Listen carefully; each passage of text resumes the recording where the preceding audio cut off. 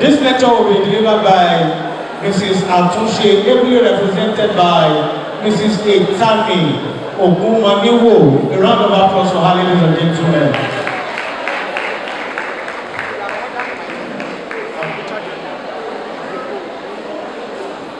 Ogunmaniwo, Mrs. Etami Ogunmaniwo. Who will be delivering the lecture? Thank you.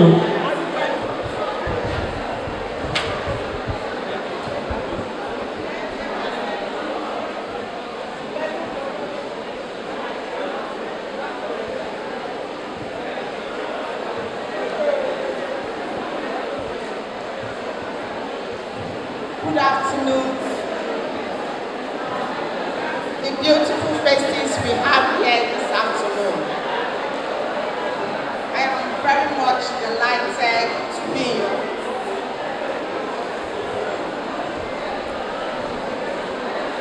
I know we are all tired. It's not been easy sitting here from morning till about this time.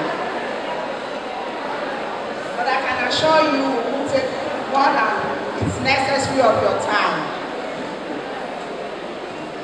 I'm here representing the Permanent Secretary Office of Establishment and Training in the person of Mrs. Daria Atunse. She would have loved to be here, but unfortunately, as has been said earlier, she had to be at another meeting and requested that I represent her. So let me send her greetings from the Office of Establishment and Training. I hope we accept our greetings, please. So today we are going to look at something that affects all of us. It's something that matters to us, something that affects us, and something that can make our careers better.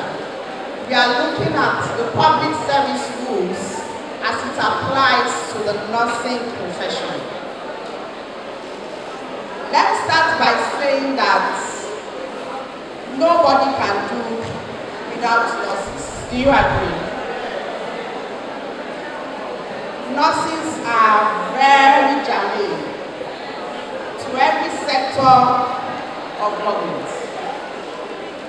When government come on board, when they roll out their policies, whether it is 8, it is 10, it is 5, it is 3, it is 2, health sector is always there.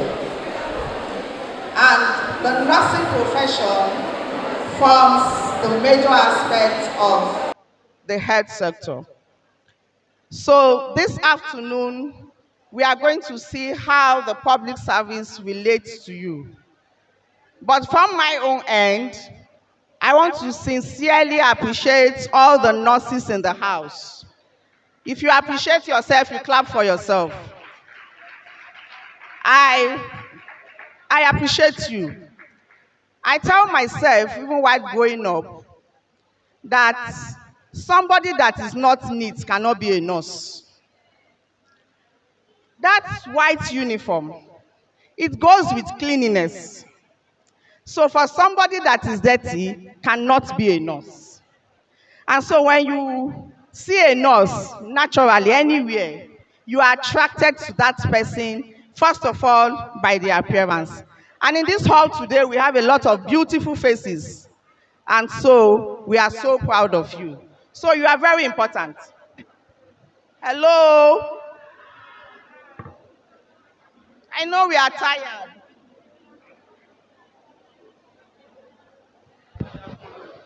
Great nurses, please and please. The main reason why we are here is for us to learn, to unlearn, and to relearn. Please just bear with us. This is your program. We are going to serve water for everybody now, so that one will cool the tension. We are all human, and for me, I don't lie. If we should serve food now, people will go. And that's why we are intentionally keeping it. But we are going to serve water now. Please, just let us listen to the lectures, please. We beg. Shake out your ballet. Please, thank you and God bless. Thank you very much, sir. So like I said, nurses are very important to the public service.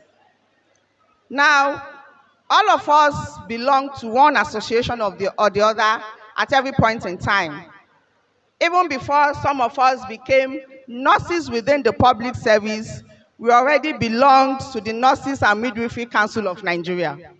And we are guided by principles and codes.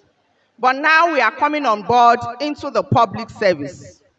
The public service is also guided by its own rules, its own regulations, its own guidelines. And what is the essence of this?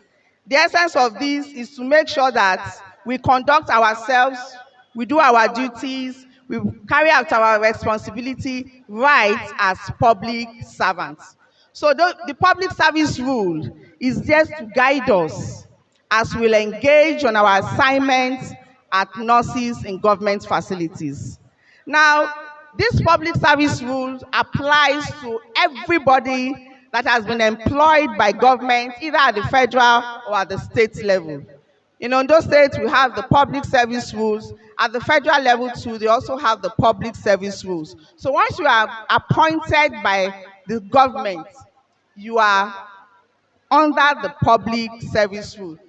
In addition to whatever your establishment will have as your terms of condition on coming on board, you are under the public service rules. Before now, most people will feel like, for nurses, think that the public service rule does not apply to them. But it does, and that is what we are going to see today as we go about in this interactive discourse. Now, we want to look at the civil service and the public service. I know some nurses are from the Ministry of Health. Some nurses are from Primary Healthcare Board. Some nurses are from Hospital Management Board. Now, you will discover that those of them appointed by the Civil Service Commission, your letter and their letter, we read Civil Service Commission. We have another one that we read Primary Healthcare Development Agency. We have Hospital Management Board. So what makes those of them in the Ministry of Health different from those of you or those of us that are at Primary Healthcare Board or HMB is the fact that, one, in Ministry of Health, they belong to the civil service, while for Primary Healthcare Board, UNIMED, HMB, they are under the public service. So that's just the difference. One is with the civil service and the other is under the public service. But please note that all of us put together, whether you are civil servants, you are nurses, you are teachers, you are judiciary workers, you work with the parastatal, we are all under the public service. But our mode of entry and the agency that brings us in also makes the difference. So now another thing we look at is the function, the civil service and the public service. You realize that in the civil service, we have policy formulation, policy implementation, and administration. And then the public service, we have the delivery. And so that is why you are called to the delivery of any policy of government. At the Ministry of Health, they make decisions. They sit down, they decide. But who implements it? It is nurses at the public service. And that is where you fit in. So for function, the civil service will make policies, but this public service where you belong to in HMB, Primary Healthcare Board, UNIMED, you will implement such policies. And that is why you find out that in Ministry of Health, compared to the number you have in HMB or Primary Healthcare Board, you will have more in Primary Healthcare Board, in HMB, than you would have in the Ministry of Health, because you implement the services. Now, the next thing we want to look at, we just want to take an overview of the public service. Before 2022, what we had was the civil service rules. And then it got to a time, agencies of government that are public service felt like those rules don't apply to us. I'm not under the civil service. So if you had a case and then you say, I am not under the civil service, that rule cannot apply to me, you have a point. Because the rule says civil service. And then you are a public servant. You are not a civil servant. Now, Ondo State government decide to apply what is known service-wide, nationwide, and that is the public service. So in 2022, we now have the public service rule that is applicable to all public servants employed by Ondo State government. But we don't just read these rules alone. In having the public service rules, you will need other documents like the Constitution, you need circulars, you need the schemes of service and other regulatory books to go with it. It's not a standalone item when we talk of the public service rules. Now, the public service rule now has 21 chapters. But let me ask, how many of us have seen or have a copy of the new public service rules? How many of us have a copy of the new public service rules? Maybe I can show you what it looks like.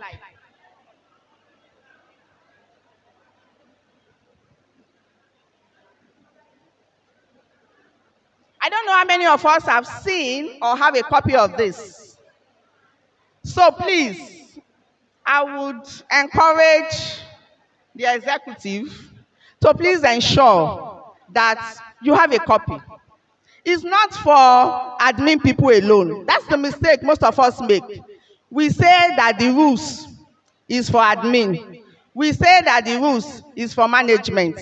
But looking at all of you today, level 13 and above, you become a management staff. So what that means is that you can be appointed to a position of authority once you get to level 13. So these public service rules is for all of us. It's not just for the director at the headquarters. It's not for the chief matron alone, but it's a book that all of us should have. So please, NANNM Council, I will appreciate if you can please make arrangements for your management staff, level 13 and above, to have copies of these public service rules. Now, we have looked briefly about the rules. I won't talk much on your code of conduct because I know that the Nurses and Midwifery Council of Nigeria, they have code that guides you. And those codes make you better nurses. Those codes have been designed to reposition you to make you more efficient and more effective in service delivery. But what I want to look at next is the purpose. Why do we need the public service rules? I'm looking at that side by side with the Nurses and Midwifery Council Code of Nigeria. We already know what our code is and we know what the benefit it is to us. But then, why do we need the public service rules? For one thing, it helps to maintain order and discipline in the public service rule. Just think of it, where there is no law, we all agree with me that there will be disorder, there will be disunity, everything will not be organized. So one thing the rules have to do is to ensure, to maintain order and discipline. Then another thing is to guide ethical conduct and behavior of public servants, so that as we go about carrying out our duties, we are guided by this code. It also ensures fairness, uniformity in appointment, promotions, and discipline. For instance, we know when we are coming on board. You already know I will enter probably on level 8, level 9, or level 10. And you know how your career will run through till you get to the peak. You know what year you graduated. You know what year you were appointed. So usually, sometimes when we see somebody and we think, no, this person shouldn't be my senior, what happened? We ask questions. The rules is supposed to guide that and avoid that. So the appointment, the recruitment, the career progression, the rules serves to guide it so that we can have uniformity. Then it also promotes transparency, efficiency, and good governance. That is something that the public service rules does. Now, we want to look at it now. I'm going to mirror it down to about 8 areas that I think that the public service rule apply to us in the nursing profession. The first one I will talk about is appointment and career progression. Before you are even appointed by the public service as a nurse, you must be registered with the Nurses and Midwifery Council of Nigeria, yes or no? That is the first step. And that is what makes you a professional. That is the reason why you can be appointed by the government. Out there, in some private facilities, we have, I don't want to use the word quack, but let me just say they are not professional nurses. Okay. Okay, thank you. They are quacks. So what makes you different is the fact that you are already registered with the Nurses and Midwifery Council. And that is one thing that the government will look at before you are appointed. And that is why you can't see a nurse today working in any sector of government that is not registered with the Nurses and Midwifery Council. So if you see one, please raise the red flag. Let government know. That is what the rules does. Then another thing is your appointment, your confirmation, your probation period is guided by the rule. But one thing we have observed over the years is that sometimes we don't know when we are supposed to be confirmed or when we are supposed to be advanced or anything that applies to us. And that is why we are saying today, please, for us that are senior nurses, when you have nurses coming on board, let them be guided. Probation is a 2-year period.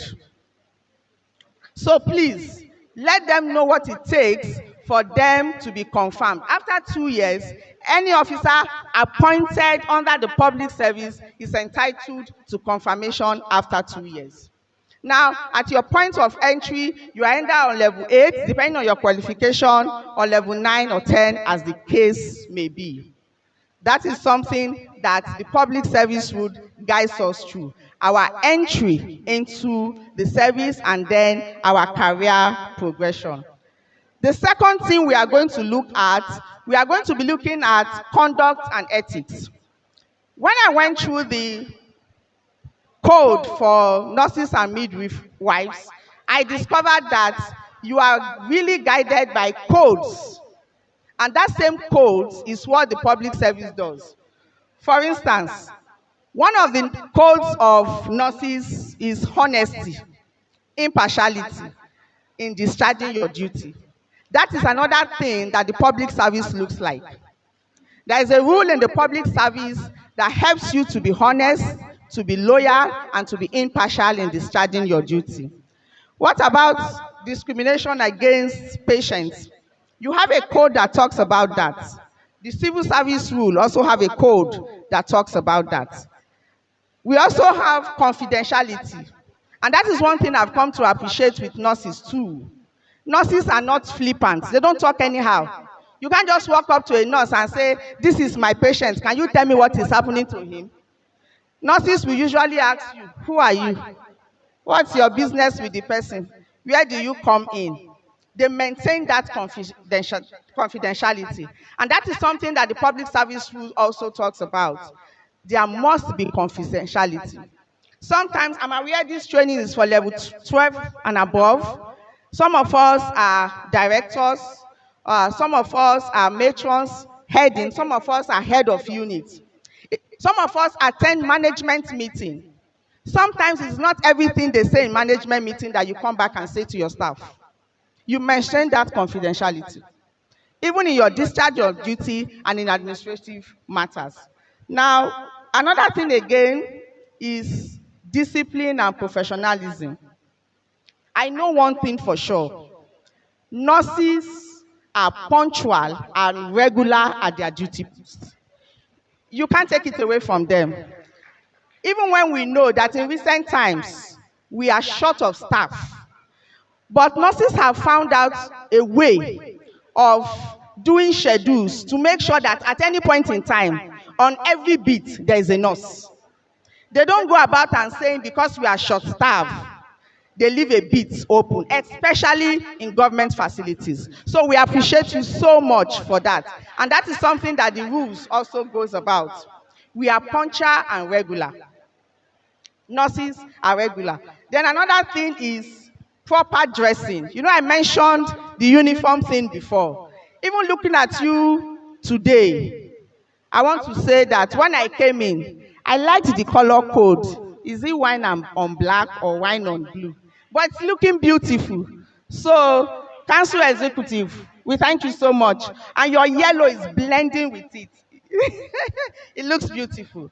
But once we look at it, dressing, you will not see a nurse, even all these Gen Z nurse. You won't see the one with very long braids that they call touch my bum bum. They don't dress like that. You don't see them with very bogus earrings. You don't see them with very long nails. They are properly dressed. And that is something that the public service rule also address, that we must be properly dressed. With your uniform, you are not provocative in your dressing. Because these days, there are cases of sexual harassment based on some people feel that the way she dressed. But for nurses, you are always properly dressed, and we appreciate you. So thank you so much. Then, I know, why is he or she absent? Did she take permission? The rule says you take permission. Absent without leave, they say it's a dismissal offense. So when somebody is leaving the office, we expect that you take permission before you leave. Nobody takes that you just go without taking permission. Another thing is insubordination. Not many of us will tolerate insubordination. And what insubordination is when a younger officer or a junior decides to be rude. Even if the person feels like he or she is older than us in age. But in that office, you are the senior, you are the oga. So we don't tolerate insubordination. And so the rule, the public service rule, guides against insubordination. It guides against negligence of duty. It guides against misconduct.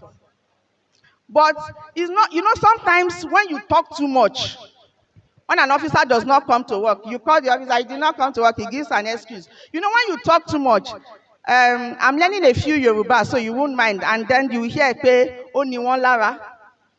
They will tell you that only oga yen lara. Why? Probably because that person just wants you to make a difference and be kind. So, in order for you to avoid oni mi lara, the public service rule is there to help you. So when an officer decides to be a trans, you don't need to talk much. Just be guided by the public service rules. When you do one or two, the person will come back and beg you, "Pay mommy ejo ẹ má bínú. I did not mean it like that," or "I did not see it like that," or "Mi ò mọ̀, ọmọdé ló ń ṣe mí." So sometimes don't feel that you must talk at everything that an officer does. You have the responsibility to guide them. But if you have done that and over the time they refuse to, just apply the public service rules. That's all you need. And I bet you the officer will change. The fourth aspect we want to look at is professional development and lifelong training. There are always current trends in medicine. For our mommies that graduated some years ago, we know that medicine have developed over the years. We know that treatments have developed over the years. But if we stick to the old, we will discover that we will not be as efficient and as effective as we are supposed to be. And that is why self-development comes in. That is why training. So on this note, I want to thank the executive of the council for putting up this kind of training for you. It's a way of training you. It's a way of professional development. In recent times, because of paucity of fund, government has been finding it difficult to train us the way we should be trained. But if we say we wait for government, we will lose so many opportunities. For nurses, you have so many opportunities with World Bank, with UNICEF, with so many things. But one thing that will give you an edge is the training that you have. If you don't have those trainings, when that opportunity comes, you lose it, you lose it. So training, retraining is something that we should always do as nurses. And that is what the public service is also trying us to say now. Within the public service and the core civil service, there was a time they had promotion exams.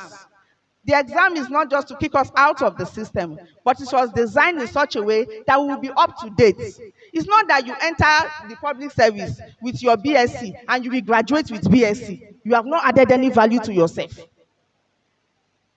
But for nurses, you discover that if you don't have add value, with time, you will not be able to move. And then when somebody that has one or two more qualifications than you comes on board and that person is given a position, you are angry. You are agitated. You feel bad. So learning, relearning, training is something that we should see and do as public servants. But there's something about going on training. It has been observed that most of us in the public service, we want to go to course. It's a fine thing. You have gotten admission somewhere to go and read MSc in nursing. You want to do your PhD in nursing. You don't just go like that. It is expected that you will seek approval, study leave, with or without pay. Don't just go, and when you are there, when you now come back, you will now say they did not use this result for me. It doesn't work that way. So please, let's be guided. If you want to go on any course, write through your HOD to HMB or Primary Healthcare Board, whatever agency you belong, to the office of a staff, requesting for study leave with or without pay. There are extant circular that guides study leave with or without pay. So instead of you just going, and then when you come back, you begin to run back and front, trying to see who do I go and meet, who do I go and beg. You don't need that. Once you get your approval, you can embark on any training that the government has approved for you. So just know it that for us to grow as nurses, for us to be different, for us to shine, we need this professional development. Now, you can also go online. There are some institutions that are providing online trainings, online courses. Some of them are free, some of them are without charge. Once you fill in and get one or two things, you can do some training online at your own convenient time. Some of them have certification. What that means is, if you complete the process of the training, they give you a certificate. Some of them don't have certification, but then you have the idea. So let's make use of these so that we can develop ourselves. The fifth point we want to look at is promotion, salary, and increment. We are expected, and we want to thank Mr. Governor, like what has been said, we have our promotions as at when due. Promotion is not based on, I like your face, I don't like your face. Once it is 3 years and you have filled your upper form and you have met the requirements, you will be promoted if there is vacancy position. That is what the Office of a Staff is supposed to do for us, create vacancy position so that our officers can be promoted. So it's not based on the fact that I know somebody, I don't know somebody. But then, in getting promotion, we have to fill our upper form. Most times, we forget that we should fill upper form. And that is why when it is the third year for you to get promoted, you now pack the 3. And now you'll be looking for your HOD. You'll be looking for who will help you to fill the form. Please, ma, I want to fill the form. APA should be filled on a yearly basis. Once you fill it at the end of every year, you don't need to add it, you just submit it and they compile it for you. In addition to having your APA and all of that for promotion, you also need to have your valid license. And I know, and that is one thing I've come to appreciate also about the nursing profession, is that you don't take your license renewal, you don't take it with levity. You know that you must renew your license to be able to practice. And so you do that. It's also a requirement for promotion. Now, we said it's every 3 years you get promoted. But every year, do you know that we have what is called increments? You are moving from one step to another. You should move from one step. If I'm on level 3 today, next year I should be on step 4. In 2 years' time, I should be on step 5 before I get promoted after the 3 years. That is what the rule says. So please, your salary, don't be afraid, or don't feel like it's admin people or it's account people.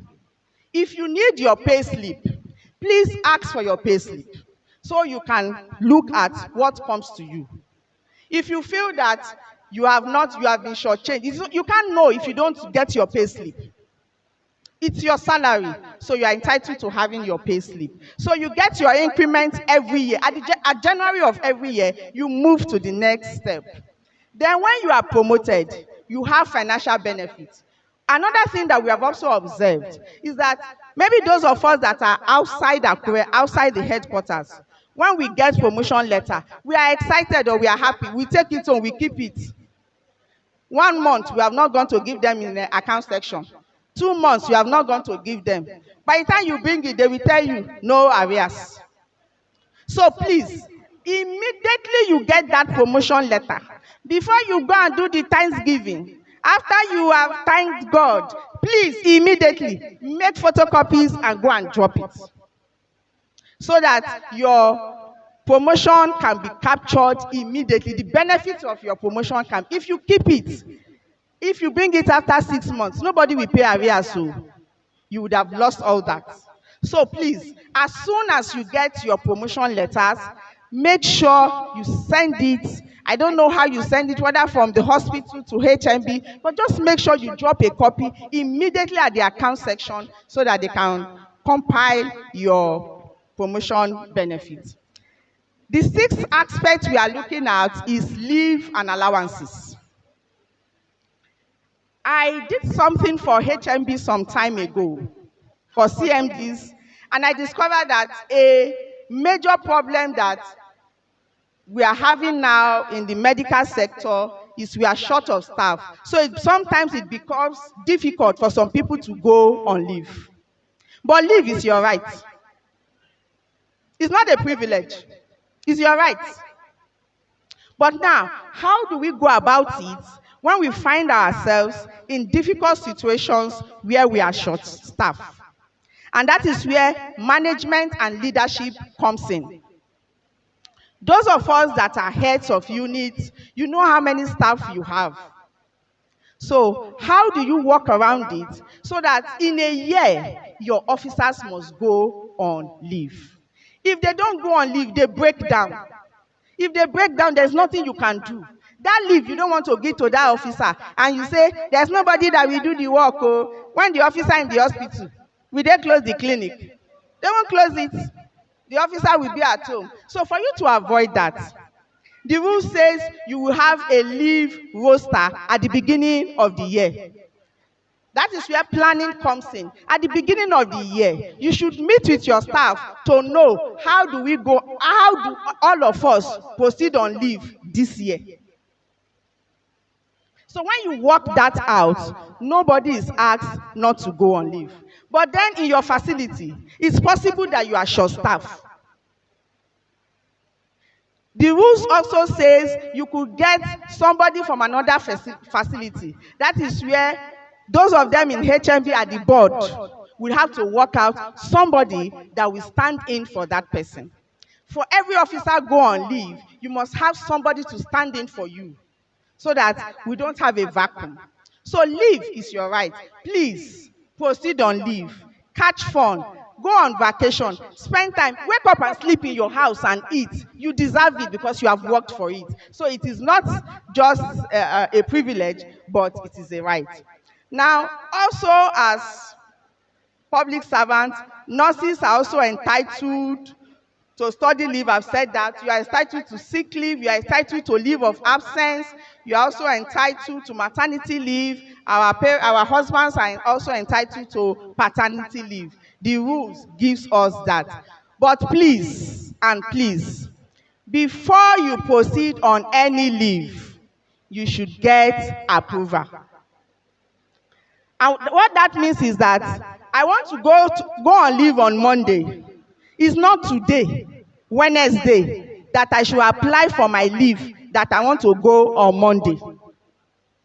No, it's not today. Before you proceed on any leave, you should have your approval on hand before you go. Now, the leave approval will tell you when you are going and when you are supposed to resume. So please, when we go on leave, let us get approvals and let us resume when we are supposed to resume. Nurses are also entitled to some allowances. Chapter 15 of the Public Service Rules, that is why I said you should get a copy, tells you some of the allowances that you are entitled to. I know we are still agitating for like uniform allowance. We are hoping that government grants us that. It's good, you deserve it. Wearing white every day is not easy. So it's something that you deserve. So you are also entitled to some allowances. But the Public Service Rule will tell you some of those allowances that you are entitled to. And then we come to performance and evaluation. Assessment. We have discovered over the time, those of us that are heads of units, directors, chief matron, head matron, when our officers bring up our form, they just tick, tick, tick, tick, tick, tick, tick, tick. We just put A, B, or C. We don't even read what is there. And somebody comes, mommy, please, ma, Emma, be no.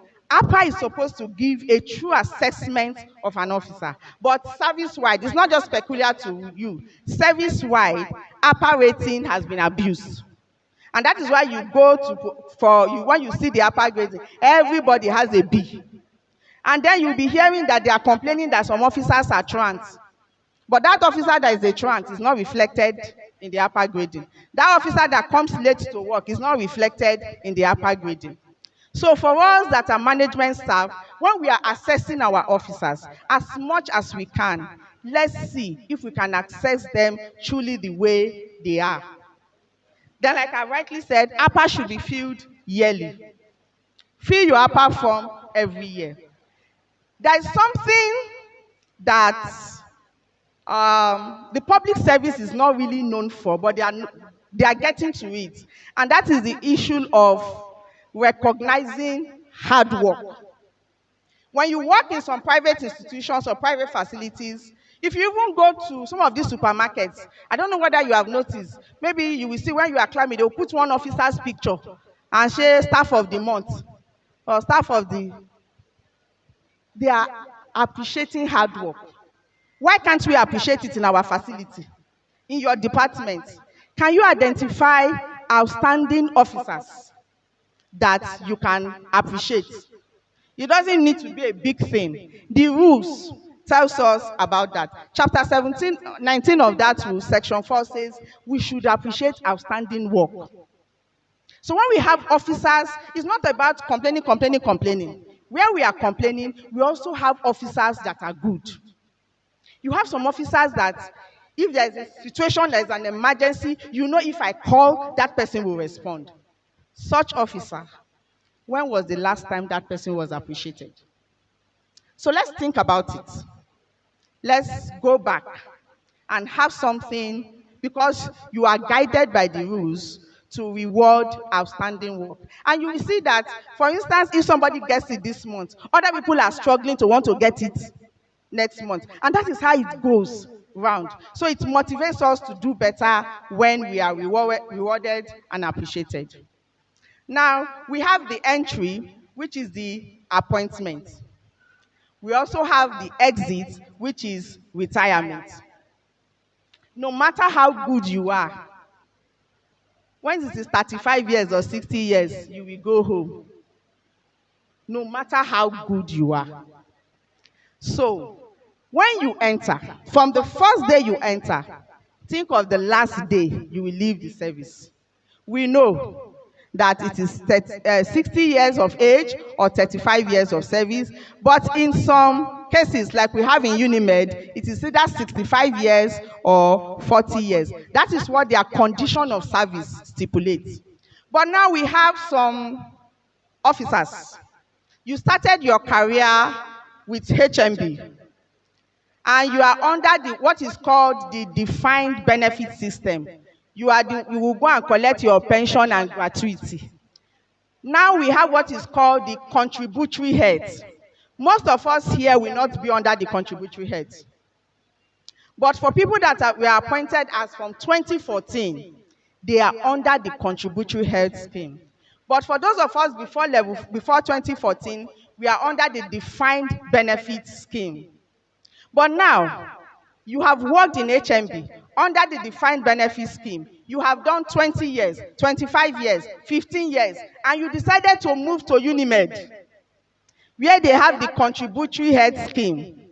At the point of retirement, HMB will process your benefits for that 25 years that you have worked with them. Unimed will process your own for the remaining years you work with them under the contributory health scheme. So you are not going to lose when you move. But you know, when you move to Unimed, part of that your movement now means that you are moving from the defined benefit scheme to the contributory contributory pension scheme. So you get a part of your retirement benefits here, and you get the other part under the contributory health scheme. So you just take note of that. Then, when it comes to retirement too, please don't wait until the last day or the last month that you are leaving the service before you begin to process your retirement. You know why? Because of this bureaucratic system that we do. If you don't start early, they won't capture you early. So what that means is that if you are not captured early, probably you waited till you are retiring September 1 or October 1, you waited till this week before you started processing. Before you will finish processing, it will be probably by December or thereabout. Immediately you retire, your salary stops here. Ordinarily, you should transit from the serving officer to the retirement scheme and continue. But when you don't process early, you have this lap. So please, at the point of exit, 3 months, even 6 months before it is the time you are retiring, please begin to process everything you need to do, so that as even the month you are leaving, you will be captured. So there is no gap in your pension after you leave the service. And then we are going to also look at petitions and appeals. You can make a formal petition. You are entitled to petition. You feel that something is wrong with your career or you have been cheated within the public service, you can appeal. But please, there are rules guiding the appeal. Be specific about what you want. I got employed. I'm just giving an example. You feel that along the line, probably you have been cheated or people have superseded you for one thing or the other. Why not appeal? It's not fight. If you appeal, it is expected that they will look at your appeal. But you must not be rude in your letter of appeal. What your letter of appeal needs is facts and figures. You need facts to support your appeal. So please, make appeals. It's not all appeal that is general something. No. You don't need general something sometimes. You know your career. You know, when you have a case with your own, appeal for yourself. If you don't know how to go about it, you have your counsel that can guide you how you go about it. But don't die in silence and be grumbling and be saying that this person, I senior the person. When I came, he was still in nursing school. Then sometimes you think you know the career of other people, but you don't know it. So, but when you appeal respectfully, in a civil manner, your appeal will get to you. And if you have a case, you will get it. If not, they should also reply you. It is expected that they should reply you and tell you why your request or whatever you are appealing lacks merit. It's not just writing letter and not getting a response. It is expected that there should be a response to whatever appeal you are making, but you must do that respectfully.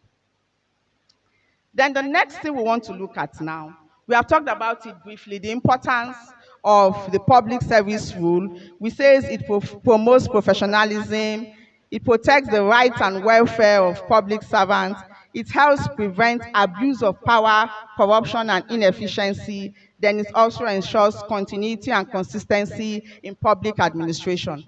These days, we are beginning to have problems with the issue of um, consistency.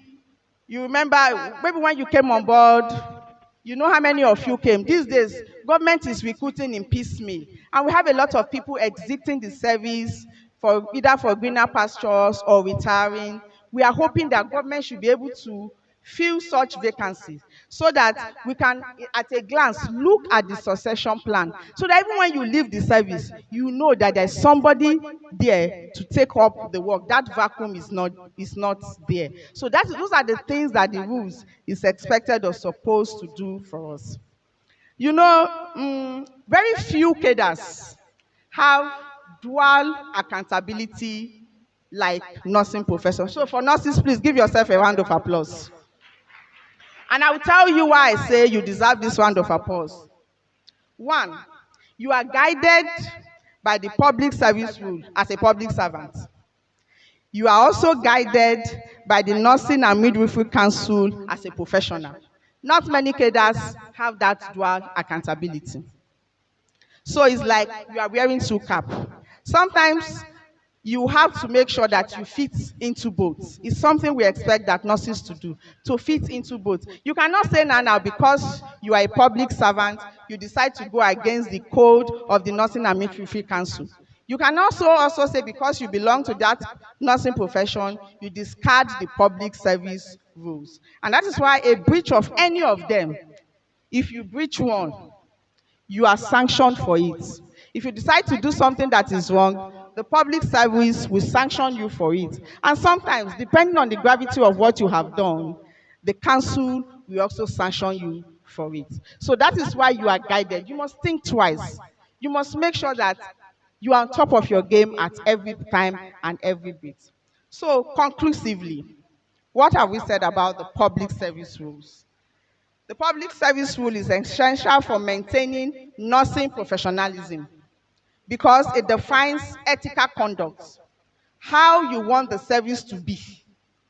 That is what the public service rule does. It promotes accountability. It also protects patients' rights, it ensures fairness, it prevents unethical behavior, and it encourages continuous learning and provides a system for addressing misconduct.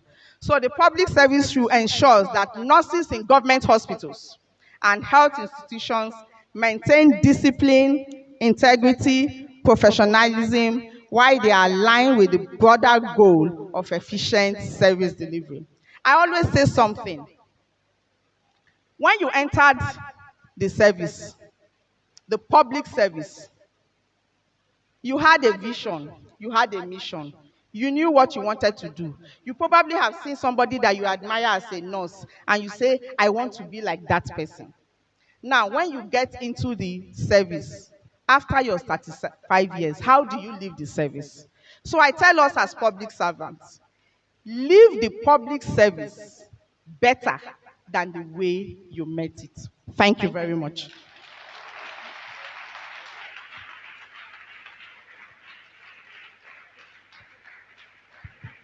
Dear nurses, she deserves more.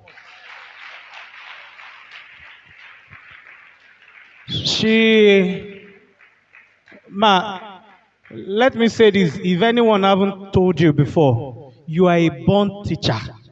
Do you notice it?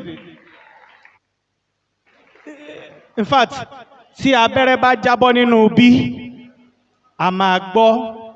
Ìdí ni wípé. My question is, when you said if we work some years with HMB and we are now with Unimed, which is a contributory pension scheme, I want to ask, can we start processing our years in HMB now if we are about to go? Like some people that have 30, maybe 2 or 3 years more to go, can we start processing our HMB own now? And when we fully retire, we now do the Unimed own. Thanks. Thank you. Number 2, she's going to take all the questions at once, then should reply to them once and for all. Great nurses, just received a call now from the head of service. Anytime from now, you will get your hazard areas.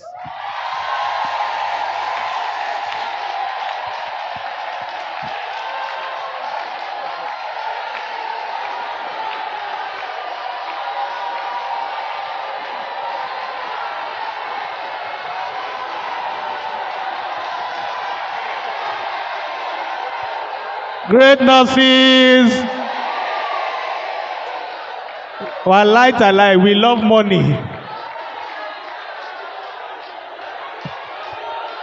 The moment he announced, you all forgot your lunch. All right, please let's take the questions so that we can move to the next program. Great nurses. Great. When I like money too much. Thank you very much. I want to first of all appreciate. Decorum, please. Please let's pay attention. I want to sincerely appreciate our lecturer from establishment. You have done justice to that particular topic. But I have one or two questions. My first question is that if a particular officer who has spent more than 10 years in the service and is expected to leave the service, that is voluntary retirement. The officer is expected to notice the government either a month or two. But if the officer, in lieu of this 1 month notice, decided to tender a letter of voluntary retirement, is the officer expected to pay a month salary back to the government? That is number one. Number two, you told us that we are entitled to our leave, and there are various leaves that civil servants are entitled to. One of it is the one we call leave to go, which is terminal leave. Ma, what is the current trend in Ondo State? The present position or the present understanding is that when you apply for leave to go, your terminal leave, you are not expected to stay at home, that you are expected to be at your working place till you exit the service. We will want clarification from you on this particular area. Then the third question is that upper form, which is assessment form, is it supposed to be, is it something that each and every one of us as officer expected to get on our own? Is it not to be available in office of establishment where we get a particular copy, fill it every year? Because before now, we understand that some officer will do a photocopy at the expense of that officer. Ma, do you have enough copy at the office of establishment, and how do we get this? Thank you. Number three. Please let's make the question and answer part very quickly. Yeah, thank you very much, ma. Now, on the issue of this conversion, that English, the conversion, the English, the grammar in the public service rule, that conversion, the grammar, that conversion, can it be changed to upgrading for nurses? Can it be included in the current public service rule? Now, number two, how do we calculate at retirement?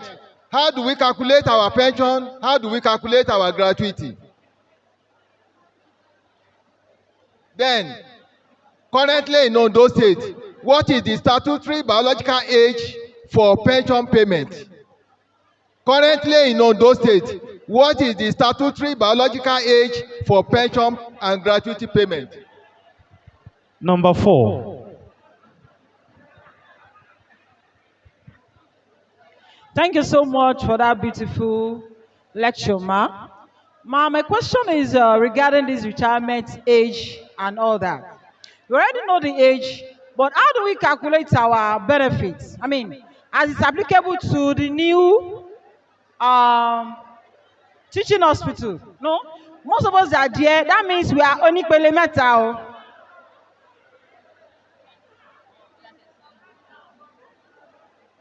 Ma, please, can you hear me, ma? Are you hearing me, ma? Because my question is directed to you. My question, ma, is that what happens to somebody coming from HMB, now moves to Unimed, now moves to federal government? So how will the benefit, the retirement benefit be calculated or be collected? Is it that we're going to process the HMB first, then we'll process Unimed, then we'll just leave the rest for the federal government to do the rest? Or what do we do? Do you understand my question, ma'am? Thank you. All right, number 5. Thank you. Number 5. Follow the order.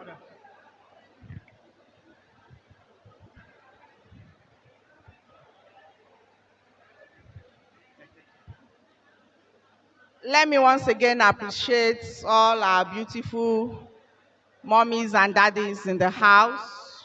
I appreciate you so much for taking your time to still be here. I've discovered that most of the questions centers around retirement, pension, gratuities.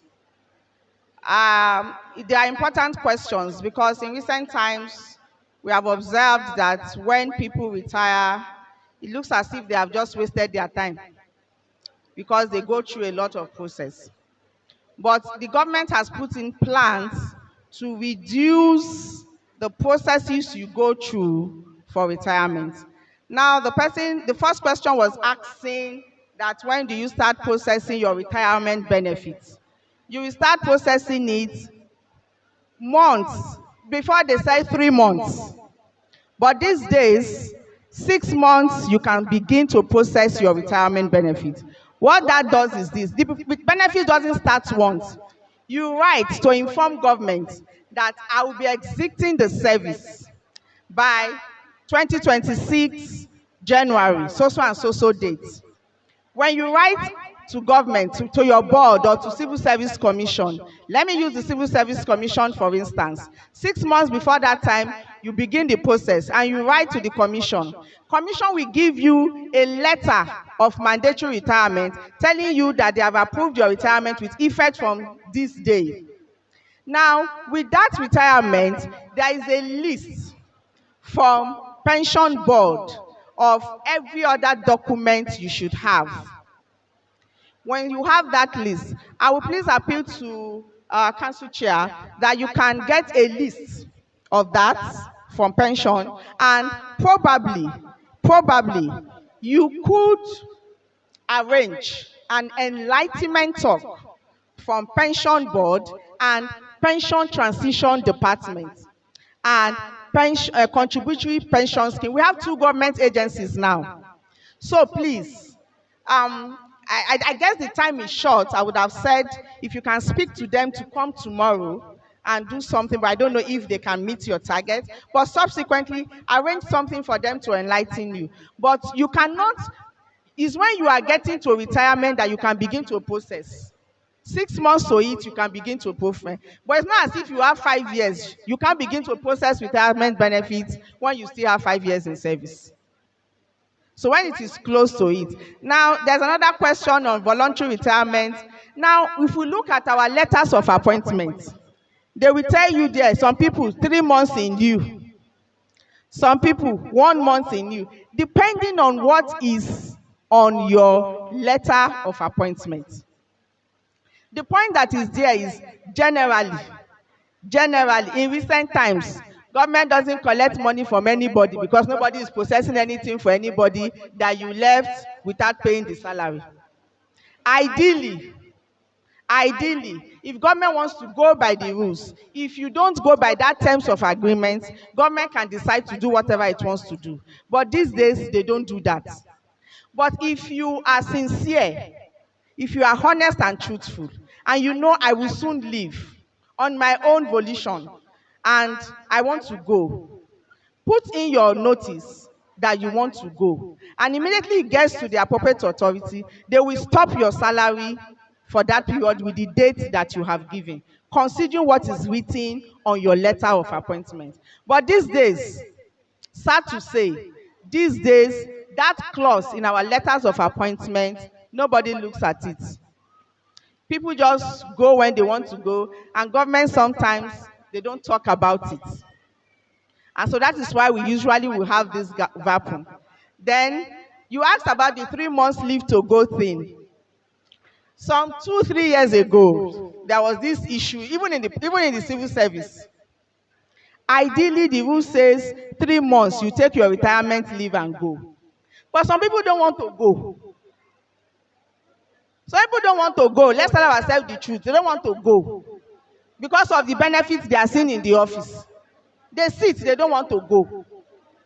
So if you want to go, apply for your leave and go. It will be accepted. If you want to go, if you go, they will still pay you your salary till the last day that nobody will hold you for it. But if you feel that you want to stay and work till the last day, which is usually not too ideal or good for us, because while you are coming to office, the time you should have been using to process your retirement benefits, you'll be going to work. You now work till the last day. You now start it. 3 months after, they have not captured you to be collecting pension. And we have also discovered that whether we like it or not, law of diminishing returns sets in. When it is 3 months for you to go, naturally your system doesn't feel like waking up early in the morning to go to work. It's natural. So you will just be, we see them. Recently I had to tell somebody, I said, would it not have been better if you really stay off work? Because if you say you are 60, a 60-year-old man or woman is not easy. You still wake up to come to work 8 o'clock. It's going to be difficult. And that is where the work suffers. Because whether you like it or not, most people that want to retire, 3 months to retire, they can't come to work by 8 o'clock. They will come by 10 o'clock, they'll come by 11, or if they even come early, before 1 o'clock, they're out of the office. So why not leave, let somebody else do the job, and the system continues running? But sometimes, because of some reasons, best known to some people, they stay till the last day. We have seen people that leave and go, take their leave the office, and they get paid their salary. What we are entitled to, what is our right, is our salary. Every other thing that comes in the office is not our salary. What we are entitled to is our salary. And you will get that salary until your last day. The date that is on that your retirement letter, you get it. So if we are sincere and we think we want to help the service, instead of us allowing the system to suffer, not coming to work when we should be in work, if we are treating files, people files are on your table and you don't come to work and you feel you don't want to go, just do the right thing. Help yourself and help the service and you can go. Then you talked about, somebody mentioned conversion to be updated, to be upgrade. Okay, now let me tell you that in the schemes of service, I said we are guided by the rules and the schemes of service. In the schemes of service, we have 2 cadres that are for nurses. We have those of them that are not the BSc or the degree. We have those of them that the RN, the people that go to school of nursing, not the people that go to the degree. We have those 2 cadres. One will terminate on level 14. The other one will terminate on level 16. Now, to move from the one that terminates, we will usually say the sub-officers. To move from the sub-officers cadre to the officers cadre is what is being called conversion. Why? Because their terminal end, the terminal grade level for the 2 of them is not the same. Their entry grade level is not the same. Officers will start on grade level 8 or 9. Now, even if you start on grade level 10, for those of them with the RN If you have just one qualification, you start on level 7. If you have 2, you probably start on level 8, as the case may be. Now, because the entry and the exit is not the same, conversion is what the service is looking at. The conversion is a public service language. It is not peculiar to Ondo State. It is a public service language. Any state you go, even at the federal level, you convert from one cadre to another, from one cadre to another cadre, because they are not the same cadres. Your salary structure, those of them in the sub-officers and those of them in the officers, is not the same. So that is why it goes with conversion. Another person also asks, moving from one service to another, when you can start processing the benefits. Anything retirement benefits, you can't begin to process it until you exit the service. It is until you are about to exit the service, few months to exiting the service, that you begin to process your retirement benefits. And I'll tell you one of the reasons. You don't know tomorrow, do you? You don't know tomorrow. You could get a better offer. You could get something else. You could even decide that you want to go back to HMB. You don't know tomorrow. So that you don't have the issues of you put it now and they lost. And whether we like it or not, we have not digitalized so many things in the service. We still go with hard copy. I'm retiring in 5 years' time from HMB, and I want to go and submit form. The person you submitted 5 years ago, if the person retires, do you think you might still see the form? If it is something that the system is digitalized, we will say we go to the system and we see. The system is not digitalized. So when you are retiring at your new agency, you begin the process. But I'm also aware that pension board is still working on some things for people that have retired in one service and want to move to another service, in one state and want to move to another state. And that is why I would just appeal to the executive to arrange, like I said, an enlightenment something, so that they will come from pension transitional department and they will come from contributory pension and explain to you the processes and things you need to do so that at the time you are retiring, you will get your entitlement. But be assured that whatever years you have put in service will not be forgotten. We are the ones that will get our entitlement by God's grace. The government will serve us more than we serve them. If you serve them government will serve us more than we serve them. It is not for us to retire into sickness or into one problem or the other. And that is why, right now while we are in service, I tell people, take your leave, refresh yourself, take care of your health, enjoy your life, enjoy your family, so that at the end of retirement, you can enjoy retirement and government can serve you longer than you serve them. So thank you very much. Thank you very much, ma. She said, take 400,000 out of your salary, enjoy it yourself. Go to the Maldives, travel, jẹ gbádùn ayé ẹ. Ẹlẹ́lò ló wá kù.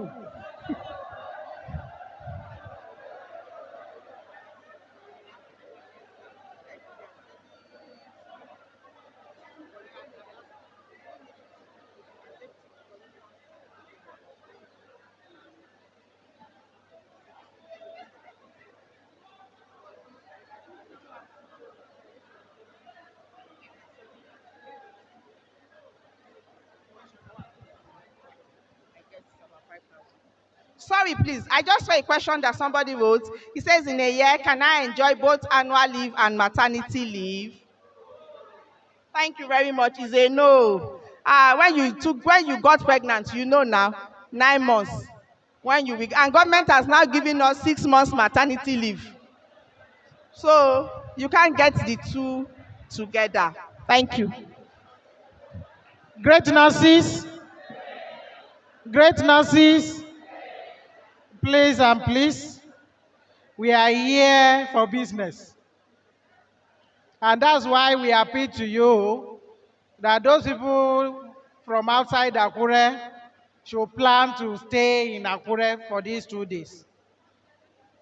For the public service rule, the state council, by God's grace, we get a copy each for each unit. That's from the state council. So getting to the units, maybe you can do the photocopy. So our unit, Please, there's a question I forgot on APA form. You shouldn't pay for APA form. Office of Establishment and Training have more than enough copies of APA form. So go to Office of Establishment. Even when you get to Office and Establishment and Training, it is free of charge. Don't go and make photocopy. Ondo State government have produced thousands upon thousands upon thousands of copies. It's at the Office of Establishment and Training. Don't make photocopy with your money. Don't pay anybody for it. Go to a stamp and get APA. Just pick your, you will see they have stamped it. Pick your own for the each year or for 3 years they give you. So it's free of charge. thank you, ma. So by December, when the unit chairmen and secretaries are coming, please ensure that you collect a copy each of the public service rule. On that note, I want to sincerely appreciate the PSS staff and you, ma. I think one of these days we'll be together and discuss. Thanks so much. Thanks so much. Great nurses.